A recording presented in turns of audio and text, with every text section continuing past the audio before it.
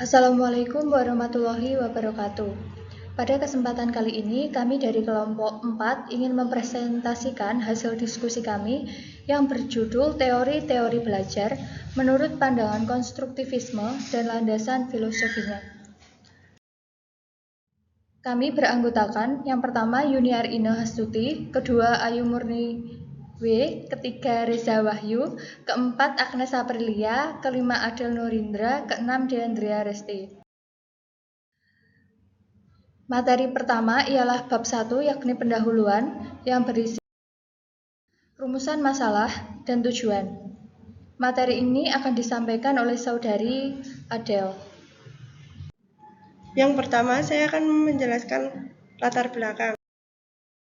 Latar belakang pendidikan adalah sebuah aspek penting dalam perkembangan manusia. Salah satu hal utama dalam pendidikan adalah pemahaman bagaimana manusia belajar. Teori-teori belajar memberikan pandangan tentang bagaimana proses pembelajaran terjadi.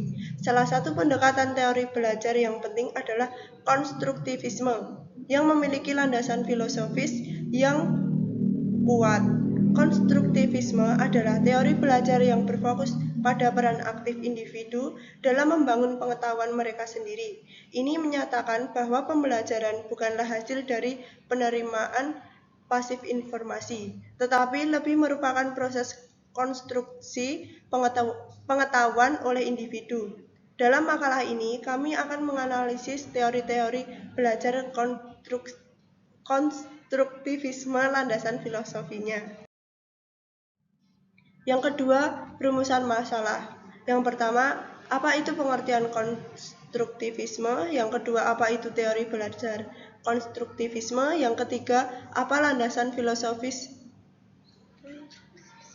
konstruktivisme? Keempat, apa saja kelebihan dan kekurangan teori konstruktivisme?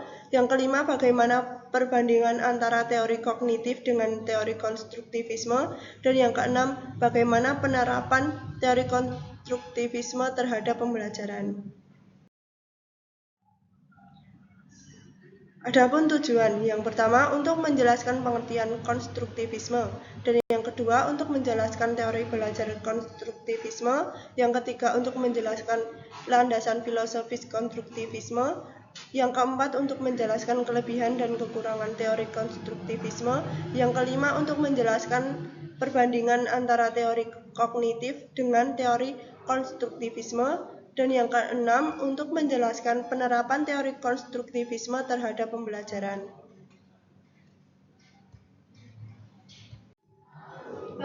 Materi adalah bab pembahasan. Teori konstruktivisme. Teori konstruktivisme adalah teori belajar yang menyatakan bahwa pengetahuan adalah hasil dari konstruksi atau bentukan individu berdasarkan pengalaman mereka.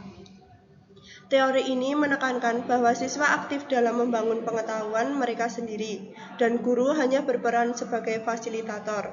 Teori konstruktivisme bersifat generatif, yaitu menciptakan makna dari apa yang dipelajari. Baik, untuk materi asumsi dasar akan saya jelaskan.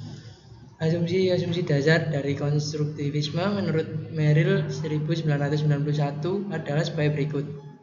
A. Pengetahuan dikonstruksikan melalui pengalaman. B. Belajar adalah penafsiran personal tentang dunia nyata.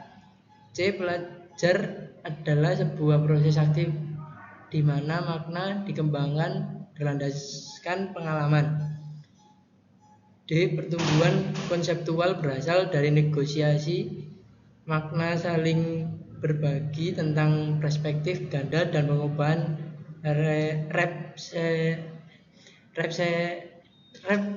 representasi mental melalui pembelajaran kolaboratif.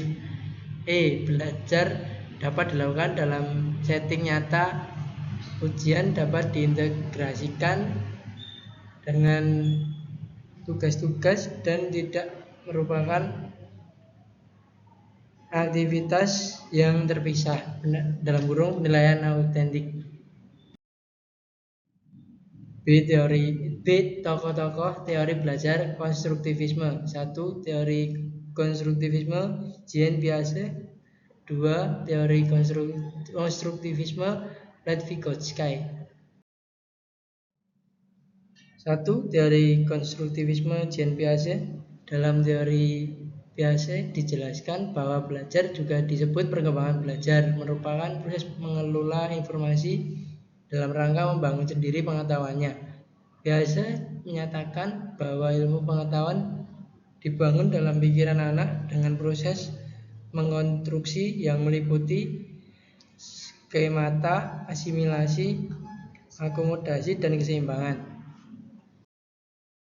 2. Teori konstruktivisme Vygotsky. Menurut Vygotsky menekankan bahwa semua proses mental tingkat tinggi seperti berpikir dan pemecahan masalah dimediasi dengan alat-alat psikologi seperti bahasa, lambang, dan simbol.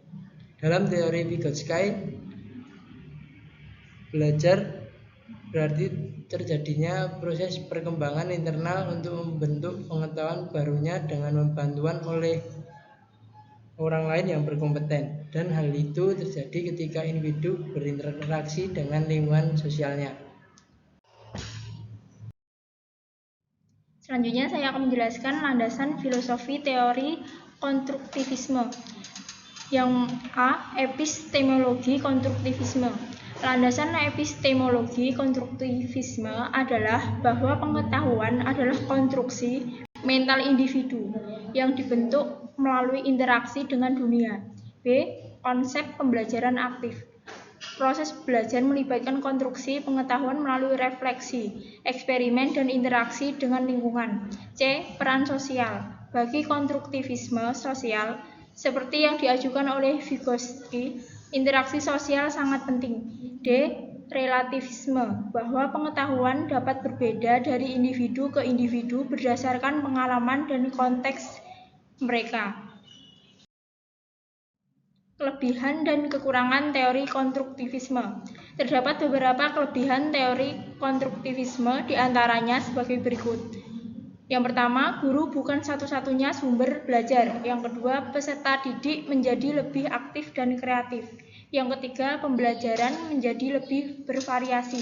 Yang keempat, peserta didik memiliki kebebasan dalam belajar. Kekurangan yang pertama, siswa mengkonstruksi pengetahuannya sendiri. Tidak jarang bahwa hasil konstruksi siswa tidak cocok dengan hasil konstruksi para ilmuwan sehingga menyebabkan miskonsepsi.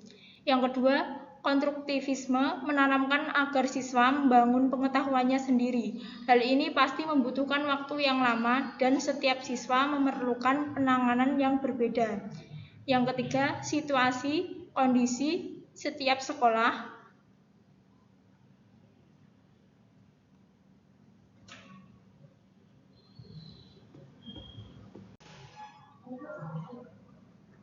tiap sekolah tidak sama, karena tidak semua sekolah memiliki sarana prasarana yang dapat membantu keaktifan dan kreativitas siswa.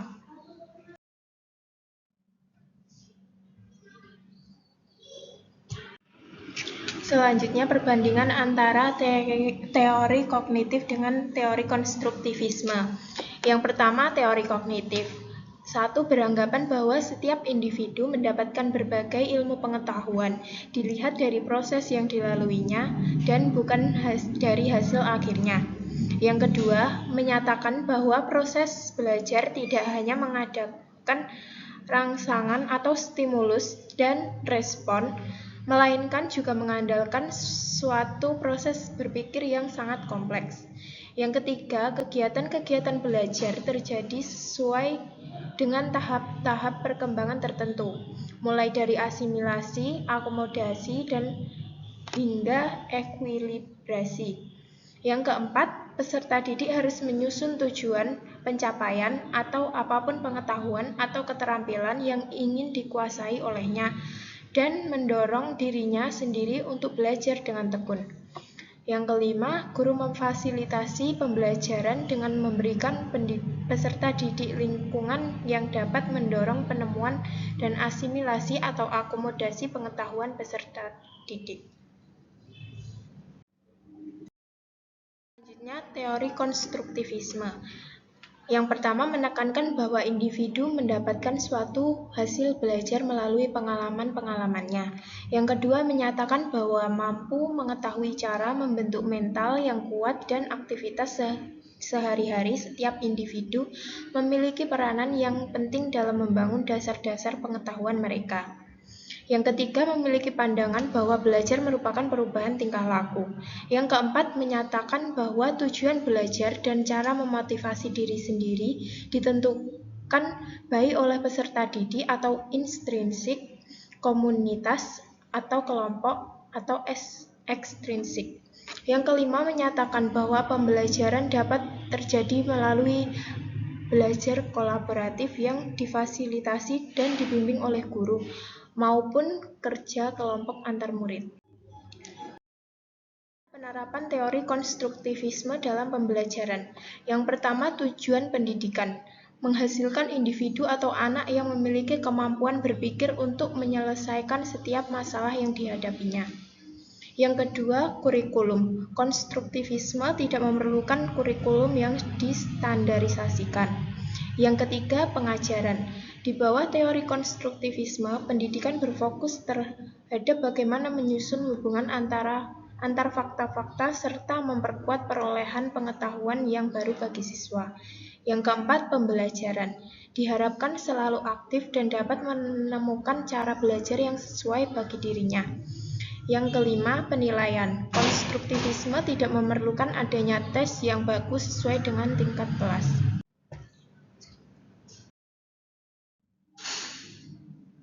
Bab 3 penutup. Kesimpulan, konstruktivisme adalah sebuah filosofi pembelajaran yang dilandasi premis bahwa dengan merefleksikan pengalaman, kita mengkonstruksikan pengetahuan pemahaman kita tentang dunia tempat kita hidup. Teori-teori belajar konstruktivisme terdiri dari teori konstruktivisme Piaget dan konstruktivisme Vygotsky.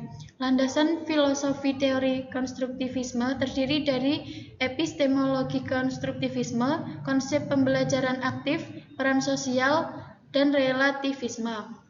Salah satu kelebihan teori konstruktivisme yaitu peserta didik menjadi lebih aktif dan kreatif, sedangkan kekurangannya yaitu siswa mengkonstruksi pengetahuannya sendiri. Perbandingan antara teori kognitif dengan teori konstruktivisme yaitu teori kognitif beranggapan bahwa setiap individu mendapatkan berbagai ilmu pengetahuan dilihat dari proses yang dilaluinya, sedangkan teori konstruktivisme menekankan bahwa individu mendapatkan suatu hasil belajar melalui pengalaman-pengalamannya.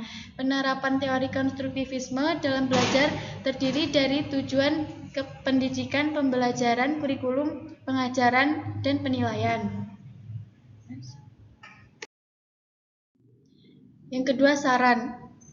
Dalam kegiatan belajar mengajar, siswa hendaknya turut aktif dalam belajar. Hal ini akan meningkatkan motivasi dan hasil belajar. Apabila siswa merasa bosan dengan pembelajaran, hendaknya siswa meminta guru agar mengganti metode pengajarannya. Satu hal yang paling penting, guru harus mengembangkan penelitian tindakan kelas karena sangat berguna untuk meningkatkan keterampilan guru dalam memecahkan masalah di kelas, sehingga akan tercipta suasana kegiatan belajar mengajar yang menyenangkan bagi siswa.